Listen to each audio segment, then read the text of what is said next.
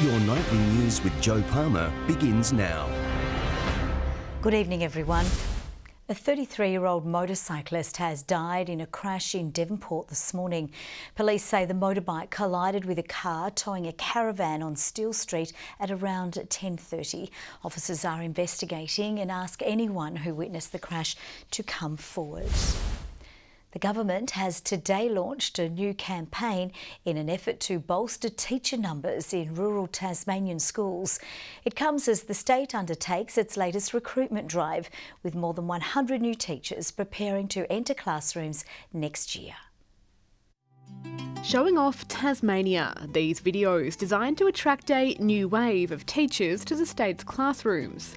Launching today, the videos will be screened far and wide as the state continues to struggle recruiting staff to schools outside the cities. The particular focus will be the teachers in regional areas around Tasmania and more difficult to staff schools.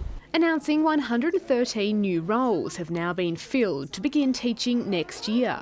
It follows a year spent focusing on recruiting to high priority schools and hard to staff locations. Principals today saying many younger teachers are still opting to travel to the mainland for work. It has become harder, and that's why principals are very supportive of this plan to try and bring in extra teachers from outside of the system. It comes as the government prepares for another week back in Parliament, today vague about its agenda. We're continuing on with our very strong plan, of course, of growing the economy and supporting jobs, and we'll be focusing on that. While Labor's planning to quiz the Liberal Party on the future of large-scale infrastructure builds across the state.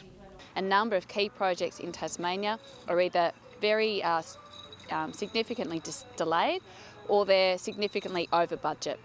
Parliament resumes on Tuesday. Michelle Wisby, 7 Tasmania News.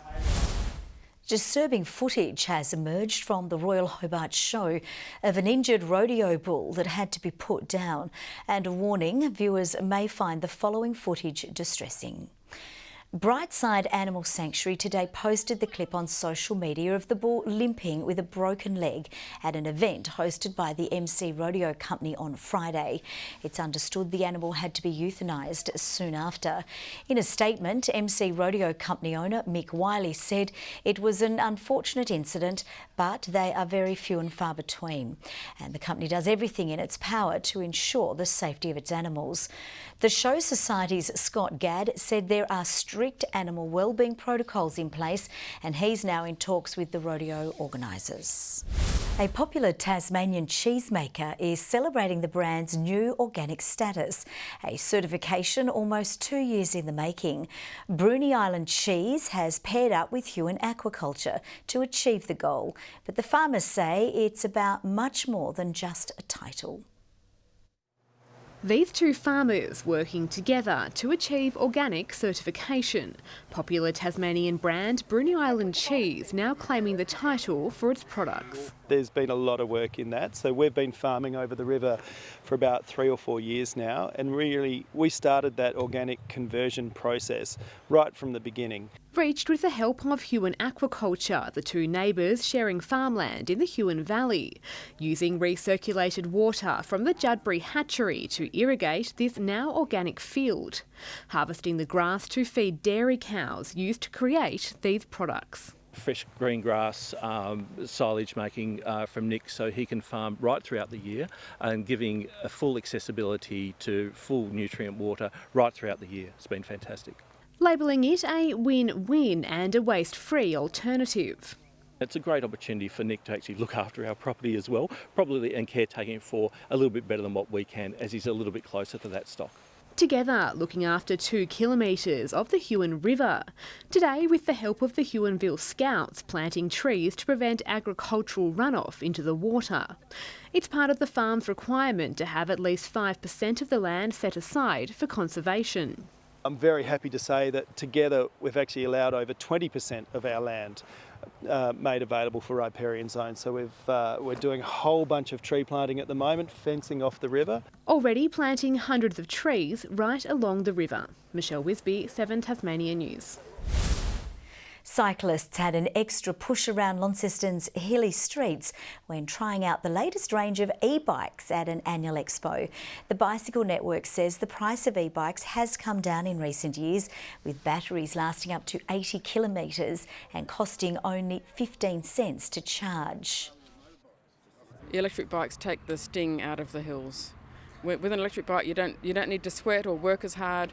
You still get places, and you feel the wind in your hair. You get the endorphins. It's great fun.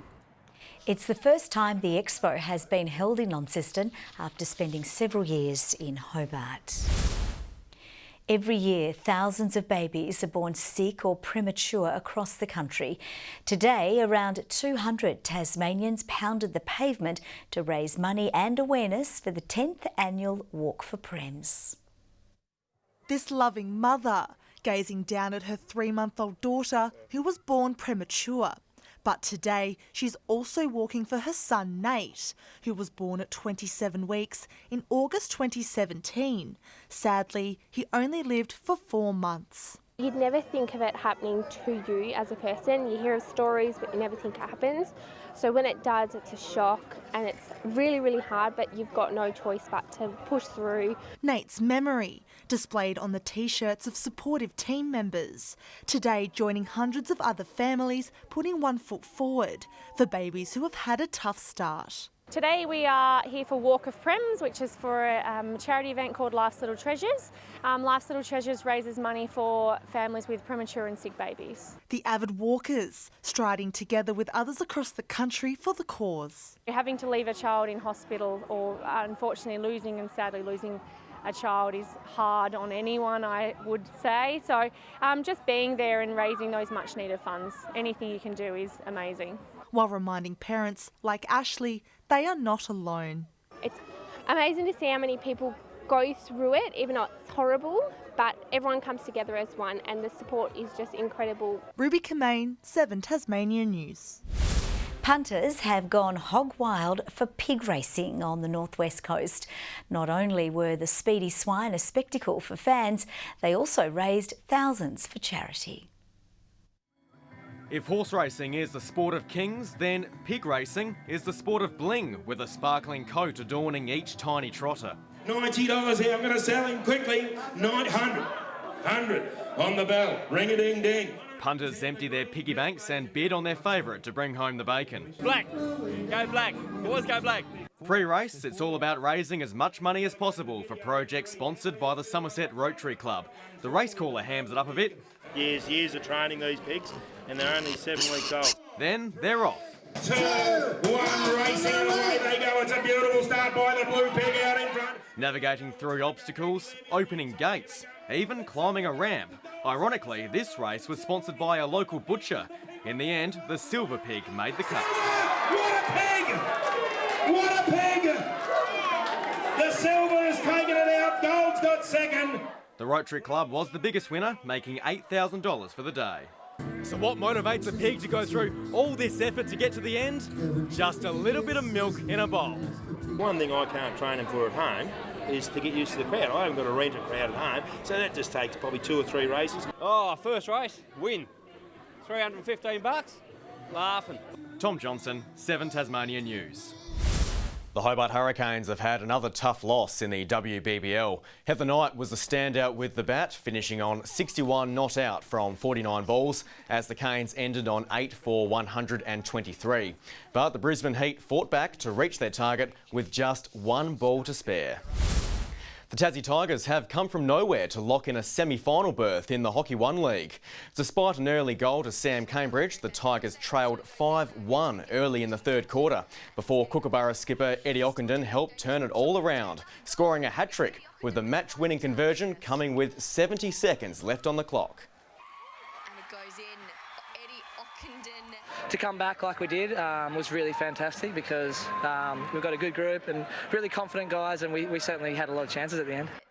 The Tigers women's side went down 2 goals to 5. Good evening. Showers across the west and south this morning, spreading to the east and north this afternoon. 16 in Hobart, Bruny and Devonport, while Launceston reached 17.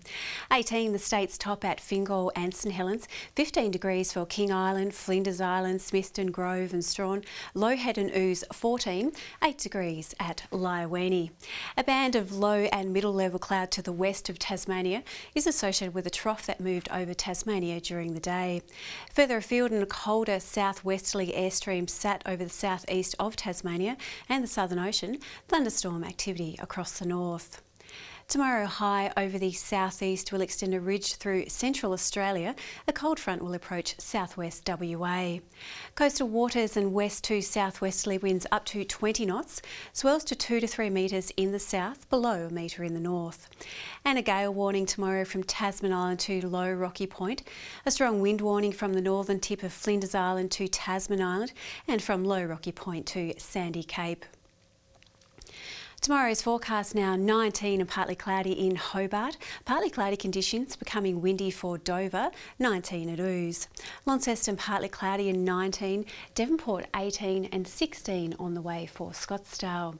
Bruny fine and 18. A cloudy day for Strawn 16. Stanley a high of 17. St Helens, Swansea and Ross all partly cloudy tomorrow with a top of 20 degrees.